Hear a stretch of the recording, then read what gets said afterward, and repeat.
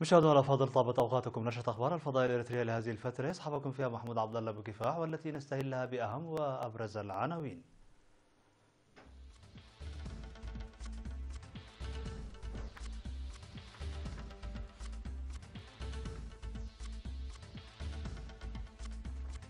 اختتام منتدى شباب الجبهة الشعبية للديمقراطية والعدالة في أوروبا. تطوير مركز التأهيل المهني في ساوا. مزارعات شعب يعملن لرفع الإنتاجية. تركيا وروسيا وإيران تتعهد بالعمل من أجل استقرار سوريا. المحكمة البرازيلية العليا توافق على سجن الرئيس الأسبق لولا. استمرار المناورات العسكرية بين كوريا الجنوبية والولايات المتحدة الأمريكية. مرحبا بكم. من العناوين إلى التفاصيل.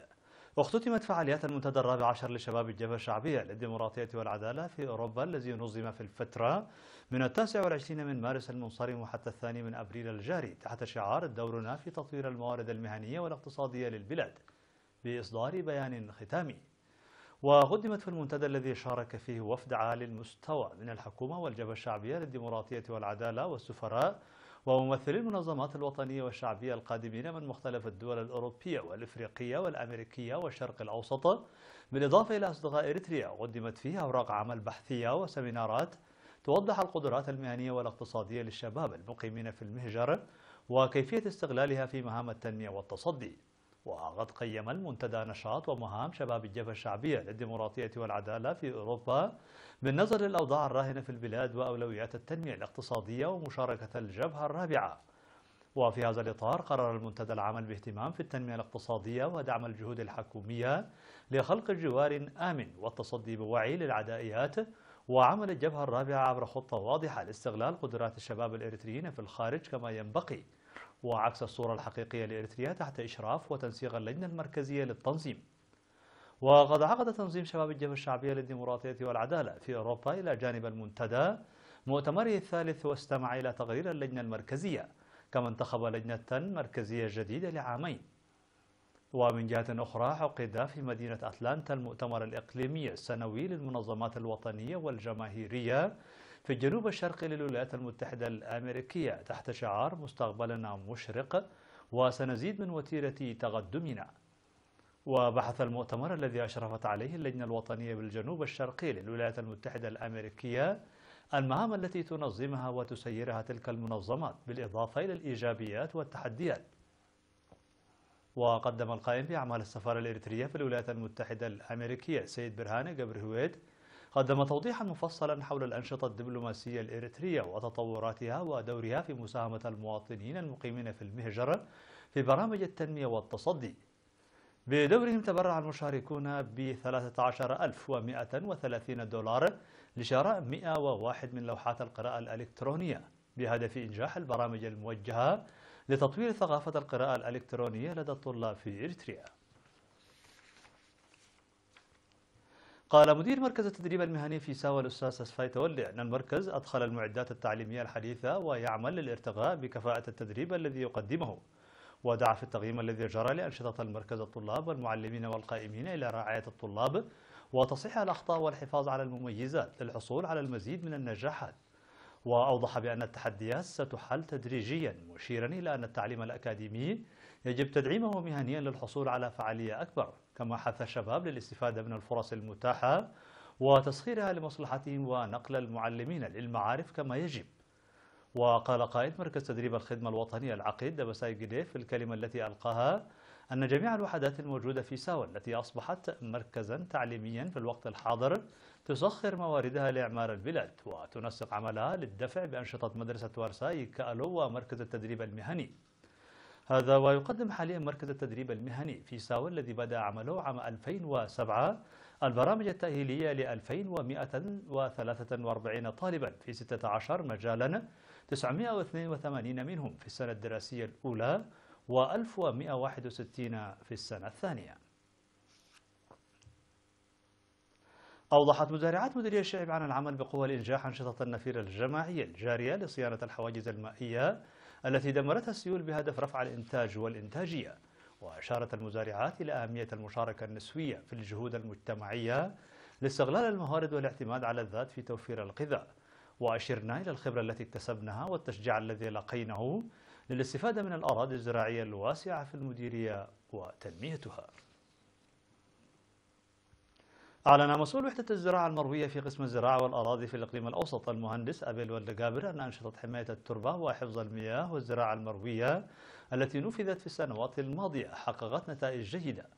وقال أن برنامج تشييد المدرجات والحواجز المائية في الأراضي الزراعية نفذ بفعالية مشاركة شعبية واسعة، حيث نفذ البرنامج بنسبة 39% في مجال تشييد المدرجات و78% في الحواجز بصورة تفوق ما خطط له. وأشار إلى وجود برنامج لتشييد المزيد من المدرجات والحواجز المائية في الأراضي الزراعية الواسعة بالإقليم هذا العام، مشيدا بالمشاركة القوية التي أظهرتها القرى خلال العام الماضي. وأوضح المهندس أبيل عن القيام بتجربة لإدخال الزراعة المروية في مساحة تصل 32 هكتارا بمنطقة حمبرتي. دعا مسؤول عيادة قلب الممرض سمري لتطوير العيادة من أجل تحسين الخدمات الصحية في المنطقة، خاصة مع الكثافة السكانية الموجودة فيها بسبب قدوم بعض سكان شعب إليها. وقال أن سكان مديرية قلب يبلغ حوالي 45 ألف نسمة في الأوقات العادية، يضاف إليهم 35 ألف من سكان مديرية شعب القادمين إلى قلب، ليبلغ العدد الكلي لسكان المديرية حوالي 80 ألفا، مما شكل ضغطا على العيادة، داعيا إلى دعم العيادة بالقدرات البشرية والأدوية. وأوضح بأن تجميع القرى يسهم في توسيع الخدمات الصحية، مشيرا إلى أن الخدمات الصحية كانت تقدم في الفترة الماضية بتجول الكوادر الصحية إلى ضواحي زين وخالوق ومزابات. وبعد فتح عيادة رورا منسى عام 2016 ساهم ذلك في حصول السكان على الخدمات عن قرب. وقال مسؤول مكتب وزارة الصحة في إقليم عنسبة الدكتور كاساتي برهان سلمون في اتصال مع وكالة إيرينا أن الحل الجذري يكمن في إكمال بناء مستشفى قلب العمومي الذي بدأ العمل فيه قبل 5 سنوات والذي لم يكتمل بعد، داعيا للإسراع ببناء المستشفى. وأوضح عن إقامة مختبر صحي وتجهيزه بالقدرات البشرية، حيث سيبدأ عمله قريبا مع توفير الأدوية والمهنيين الصحيين وضعا في الاعتبار الكثافة السكانية. ومن ناحية ثانية فقد حققت حملات إصلاح البيئة في مديرية قلب نتائج مرضية لضمان الصحة العامة. أفاد مكتب شركة حارات للمواصلات العامة في الإقليم الجنوبي أنه يوظف أكثر من 90 حافلة كبيرة ومتوسطة لتلبية الطلب المتنامي على المواصلات في الإقليم. وأوضح مسؤول مكتب الشركة في الإقليم الجنوبي السيد أحمد علي شوم أن المكتب يحرك 64 حافلة من مختلف مناطق الإقليم إلى أسمرة، و27 حافلة في خطوط داخل الإقليم بأسعار مناسبة، إضافة إلى تخصيص حافلات لنقل الطلاب من ماي عداقة وقادين وشركتي وترى إمني إلى مدارس دك أمحاري ودباروا. وأشار إلى أن طرق ترى إمني دك أمحاري وإمن حيلي عد بحالياي ودك أمحاري تأرونا وإندا قرقيش ماي مني التي صينت مؤخرا أسهمت في سير خدمات المواصلات كما ينبغي. وقال أن الجهود المبذولة خففت من مشكلة المواصلات، لكنها لم تلبي ما هو مطلوب بالكامل، حيث يجرى العمل لتخفيف المشكلة خاصة في أيام الاحتفالات والأعياد. وأعرب متلقو خدمات حارات عن ارتياحهم للخدمات التي تقدمها الشركة بأسعار مناسبة، منادين بضرورة تخصيص حافلات إضافية لتلبية الطلبات. مشاهدينا الأفاضل، كانت هذه الأخبار الداخلية. فاصل قصير ونوافيكم بالأخبار العالمية. ابقوا معنا.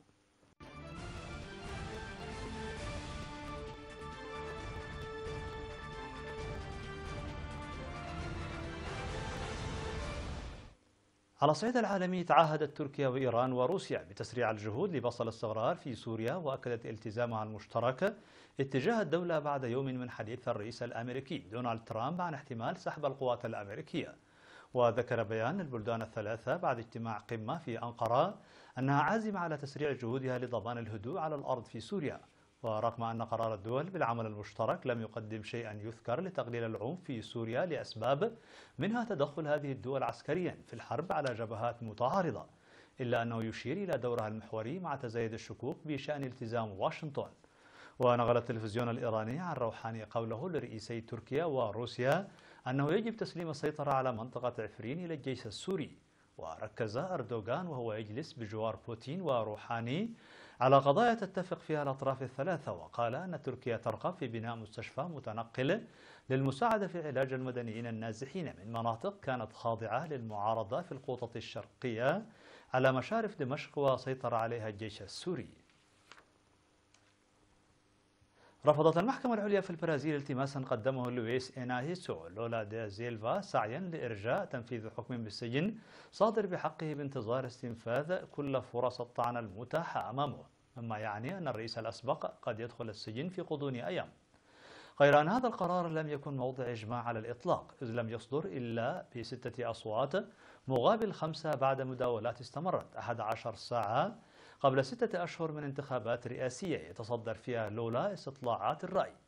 إلا أن قرار المحكمة العليا يشكل انتصارا كبيرا للإدعاء العام في القضية المعروفة باسم الغسلة السريعة التي كشفت عن فضيحة فساد هائلة تطال سياسيين من كل التوجهات. وكان لولا المحكوم بالسجن لمدة 12 عاما وشهر يأمل أن تسمح له المحكمة العليا بالبقاء خارج السجن إلى حين نفاذ كل فرص الطعن المتاحة له. شاركت فرق المشاة البحرية الكورية الجنوبية في المناورات العسكرية المشتركة التي تقام بين كوريا الجنوبية والولايات المتحدة الأمريكية في بوهانغ لتعزيز الاستعداد القتالي للبلدين لدعم القوات في الدفاع عن شبه الجزيرة الكورية. وفي وقت سابق انطلقت في شبه الجزيرة الكورية مناورات فرخ النسر العسكرية بين قوات من الولايات المتحدة الأمريكية وكوريا الجنوبية حسب مسؤولين رسميين. ونقلت وكالة يونهاب الرسمية للأنباء في كوريا الجنوبية عن مسؤولين بوزارة الدفاع أن التدريبات الميدانية المشتركة يشارك فيها 11,500 جندي من أمريكا ونحو 300 ألف من كوريا الجنوبية. وأضاف المسؤولون أن المناورات العسكرية تستمر لمدة 4 أسابيع بمشاركة السفينة الهجومية البرمائية الأمريكية USS واسب وحاملة الطائرات الأمريكية. قالت البحرين أن حقلا للنفط اكتشف مؤخرا يحتوي على نحو 80 مليار برميل من النفط، وهو الأضخم بالنسبة للاحتياطات الحالية للمملكة. كما تشير تقديرات شركتين أمريكيتين إلى وجود 280 مليار إلى 560 مليار متر مكعب من الغاز الطبيعي في حوض خليج البحرين.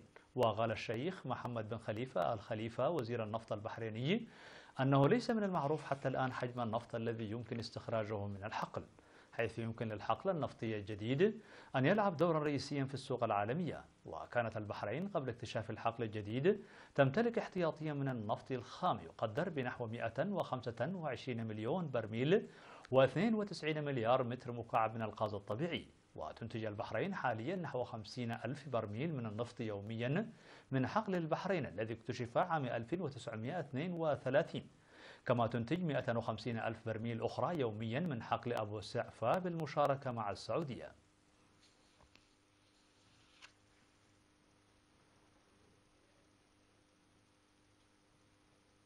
مشاهدينا الأفاضل، بهذا نكون قد وصلنا بكم إلى نهاية النشرة. شكرا على حسن المتابعة، دمتم بألف خير.